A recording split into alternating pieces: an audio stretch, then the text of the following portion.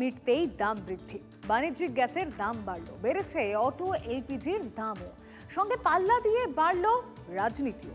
শুনুন TV9 বাংলার managing editor অমৃতাংশু ভট্টাচার্যের কাছ থেকে। রাজনীতি তারা এই কষ্ট সহ্য করতে পারে, বড্ড কষ্ট সহিষ্ণু হয়। ভোট থাকলে ভোটের আগে তারা এমন কিছু করতে রাজি নয়, এমন কোনো সিদ্ধান্ত নিতে রাজি নয়, নাকের ওপর দিয়ে জল চলে গেলেও তারা এমন কোনো সিদ্ধান্ত নেবে না যাতে সরাসরি মধ্যবিত্ত বাঙালি বা সাধারণ মানুষের ঘরে আগুন লাগে, পকেটে কেউ হাত গলায় আর কি।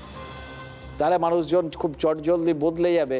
অর্থাৎ ব্যক্তিগত সমস্যা যতক্ষণ না হয় ততক্ষণ যে মানুষ খুব বেশি বদলায় না, অন্য কিছু তাদের তখন বোঝানো যায়। কিন্তু ব্যক্তিগত সমস্যার জায়গায় মানুষজন যে কোনো রকমভাবে আপোষ করে না, সেটা আমরা বুঝে গেছি।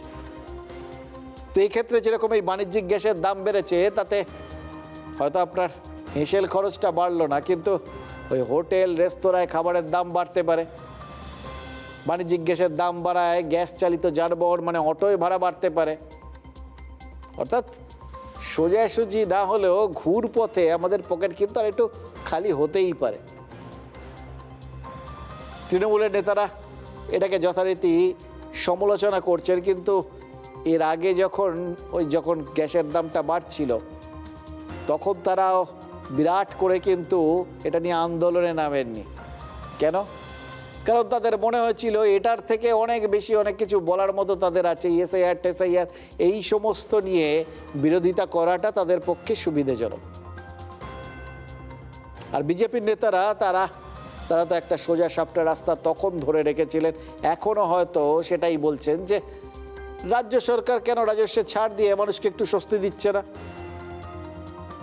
লকেট চট্টোপাধ্যায়ের মতো বিজেপি নেতৃত্ব সে প্রশ্ন তুলেছেন। আমাদের দুটো কথা জানেন তো, এক, মানুষের যে সমস্যার জন্য তৃণমূল নেতারা ওই সমাজ মাধ্যমে কেন্দ্রকে দোষারোপ করছেন, সেই সমস্যার কথাটা ভোটের সময় তাদের মাথায় ছিল না কেন? কেন ভোট প্রচারে জ্বালানি সমস্যা বা জ্বালানির দাম বৃদ্ধি নিয়ে আচমকা চুপ করে গেছিলেন মমতা বন্দ্যোপাধ্যায়?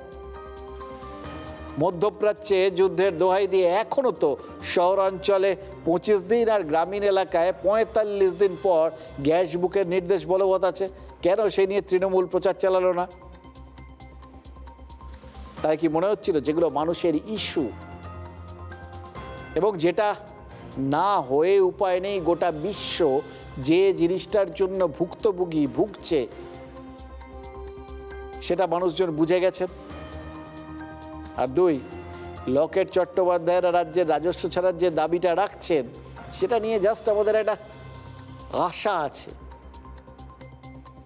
এই যে বিভিন্ন এক্সিট পোল টোল যা বলেছে, বিজেপি যদি সরকারে আসে তাহলে তখন তিনি তো শাসক দলের নেত্রী হয়ে যাবেন, তখন শাসক দল সেই দাবি পূরণ করবেন তো।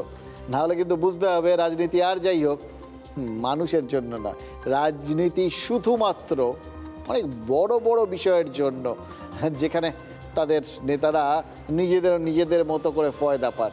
সেখানে যাহা তৃণমূল তাই বিজেপি বা তাহাই ওই বাম কংগ্রেস অন্যান্য সব দল, মাঝখানে আঁটি হয়ে গড়াগড়ি খায় সাধারণ মানুষ।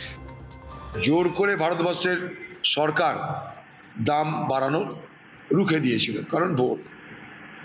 এলপিজির দাম তো বাড়বেই, কারণ আমাদের যত এলপিজি লাগে তার 40% পারস্য উপসাগরীয় দেশগুলো থেকে আসে। কিন্তু সেখানে সরকারের দায়িত্ব কি? তার অর্থ ভাণ্ডার থেকে অনুদান দিয়ে এই দাম বাড়ানোর রুখতে। মমতা বন্দ্যোপাধ্যায় বা তার সরকারের নিজেদের যেটা ভ্যাট নেওয়া হয় সেটা যদি তারা কম করতো তাহলে হয়তো সাধারণ মানুষের সেটা সুবিধা হতো। কখনো সহযোগিতা করেনি এবং মানুষের পকেটে টান পড়েছে। এবং আমরা এইটুকু বলতে পারি, যুদ্ধকালীন পরিস্থিতিতে যেরকম অবস্থা হয়েছে, আমাদের সরকার এলে নিশ্চয়ই এই সব ব্যাপারে ভাবা হবে। এই বিধানসভা নির্বাচনের আগে আমরা বারবার বলেছিলাম, দেখবেন বিধানসভা নির্বাচন শেষ হতে না হতেই আবার এরা পেট্রোল ডিজেল রান্নার গ্যাসের দাম বাড়িয়ে দেবে। ঠিক তাই হলো। অবাক হবেন না, কয়েকদিনের মধ্যে দেখবেন ডোমেস্টিক গ্যাসের দামও বেড়ে গেছে, তারপরে দেখবেন পেট্রোল ডিজেলের দামও বেড়ে গেছে।